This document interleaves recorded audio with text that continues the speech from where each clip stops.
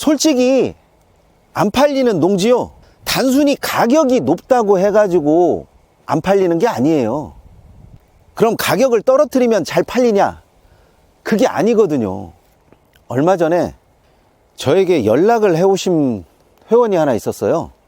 질문의 요지는 자신의 농지가 맹지인데 이 맹지를 탈출할 수 있는 방법을 알려달라는 거였어요.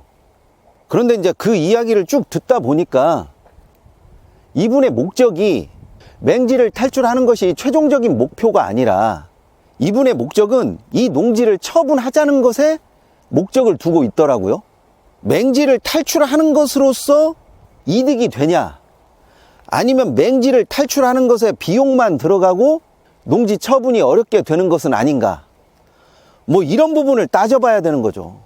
솔직히 안 팔리는 농지요, 단순히 가격이 높다고 해가지고 안 팔리는 게 아니에요. 그럼 가격을 떨어뜨리면 잘 팔리냐? 그게 아니거든요. 대부분 농지를 처분한다든지 아니면 땅을 처분하려고 하는 사람들의 특징을 보면요, 매도자 입장에서만 생각하지 매수자 입장에서는 전혀 생각하지 않아요. 이렇게 하면 매수자가 좀 더 좋아하지 않을까? 이렇게 하면 매수자가 관심을 갖지 않을까? 이런 생각을 하셔야 되는데, 맹지에 길을 내면 더 비싸게 받지 않을까? 아니, 땅 팔려고 누가 1,000만 원 들여서 길을 냅니까? 다음 매수자가 뭐 바보예요? 그런 것을 인정해 주게? 매도자 입장에서만 생각을 하니까 그런 일들이 아주 쉽게 일어나는 거죠. 매수자 입장에서 생각을 좀 했으면 좋겠어요. 아니, 주변 입지가 따라주지가 않는데 맹지에 길을 낸다고 해서 그 땅이 쉽게 팔릴까요? 저는 그렇게 보지 않는데, 대부분의 사람들은 자신이 어떤 행위를 했다라는 것에 굉장히 크게 가격적인 부담을 다음 매수자에게 주려고 하더라고요.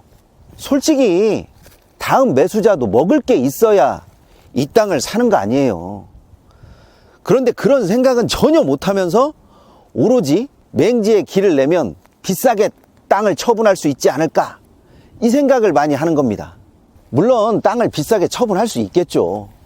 어디까지나 매수자가 나왔을 때 이야기고요, 맹지에 길을 낸다라고 해가지고 반드시 다음 매수자가 집을 짓거나 건축물을 짓는 것은 아니잖아요. 그런데 꼭 그렇게 생각해요. 여기에 길이 있으니까 집을 지어도 될 것이다. 집을 지을 수 있는 여건이 있고, 여건이 안 되는 경우에는 아무리 길이 있어도 건축물이 올라갈 수가 없는 거잖아요. 부동산 경매에서도 그래요. 보통 수목 같은 경우에는 농지에 포함돼서 나와요.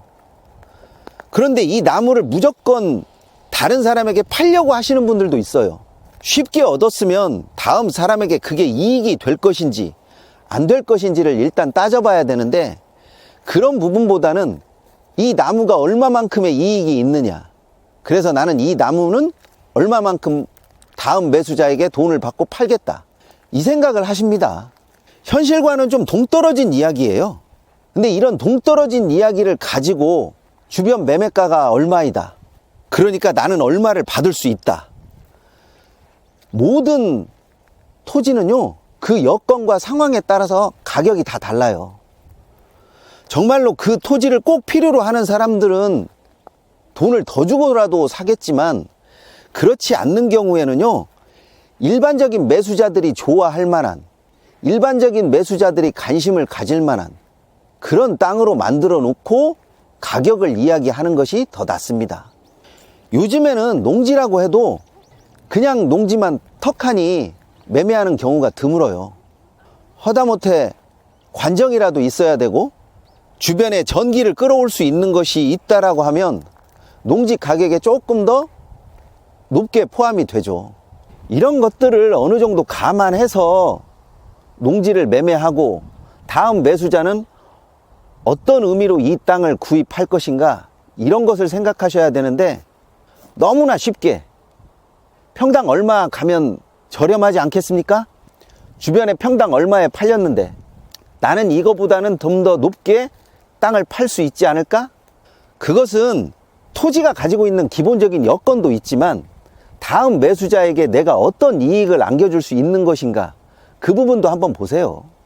다음 매수자가 어떤 식으로 땅을 활용할지도 모르는데 무조건 길을 내고 무조건 시설하우스 재배를 만들어 놓고 이렇게 한다고 해서 다음 매수자가 꼭 시설 재배를 할 수 있는 사람이 들어온다라는 것도 아니고요. 다음 매수자가 무조건 그 농지를 대지로 전환하여 건축물을 올릴 것이라고 그렇게 생각하지 마세요. 물론 길이야 있으면 좋죠. 관정이야 있으면 좋죠. 또 창고용으로 사용할 수 있는 비닐하우스도 있으면 좋은데, 그것을 내가 그렇게 만들었다고 해서 다음 사람에게 반드시 그 비용을 받아야 하는 것은 아닙니다. 부동산 경매에서 어떤 것이든 아무것도 하지 않고 그냥 시간 지나서 그대로 땅을 넘기시려고 하는 분들도 꽤 있더라고요. 우리가 아파트를 팔 때도요, 리모델링 했느냐 안 했느냐 그 차이가 있는 것처럼 땅도 어떻게 정비를 하느냐에 따라서 가격이 조금 달라져요. 그런 것들을 전혀 무시할 수는 없거든요. 잘 팔고 싶죠. 내가 비닐하우스 만들었으면 비닐하우스 만든 비용만큼은 더 받고 싶은 게 인지상정 아니겠어요? 그런데 그것을 했다고 해서 다음 사람이 꼭 그 비닐하우스를 필요로 한다라는 보장은 못 하잖아요. 다음 매수자가 관심을 가질 수 있을 것인가? 다음 매수자에게 어떤 이익을 안겨줄 수 있을 것인가? 이런 부분도 한번 생각해 보시고요. 다음 매수자가 이 땅을 활용하여서 어떤 이익을 뽑으면 좋을까? 그 사람을 나는 어디서 찾을 수 있을까? 이런 부분도 한번 생각해 보세요. 길을 가다 보면 본 토지 매매 이렇게 써 있는 현수막을 많이 보거든요. 근데 그 땅을 어떻게 활용할지는 매도자가 적어도 방향 제시를 해줘야 된다라고 봅니다. 그 방향 제시를 어떻게 하느냐에 따라서 가격이 달라지니까요. 건축물이 올라가면 좋은 땅 같은 경우에는 기본 정비만, 건축물을 올리라는 이야기가 아니라 기본 정비만, 농지로서 괜찮다라고 생각하게 되면 농사 짓는 여건이 좋을 정도만, 이런 부분을 따지셔야지 무조건 길을 내서 비싸게 받고 무조건 지하수를 파서 농사 짓는 여건이 좋아지고 그런 것은 아니거든요. 그래서 잘 파는 방법은 다음 매수자의 관점으로 자신의 토지를 한번 바라보세요.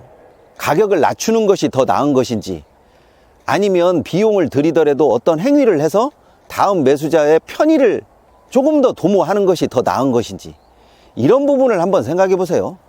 토지는 그 여건에 따라, 배경과 환경에 따라서 절대 일률적인 가격이 나올 수가 없어요. 토지를 매매하시려고 하시는 분들은 이 땅을 어떤 사람이 매수하면 조금 더 이익이 커질까?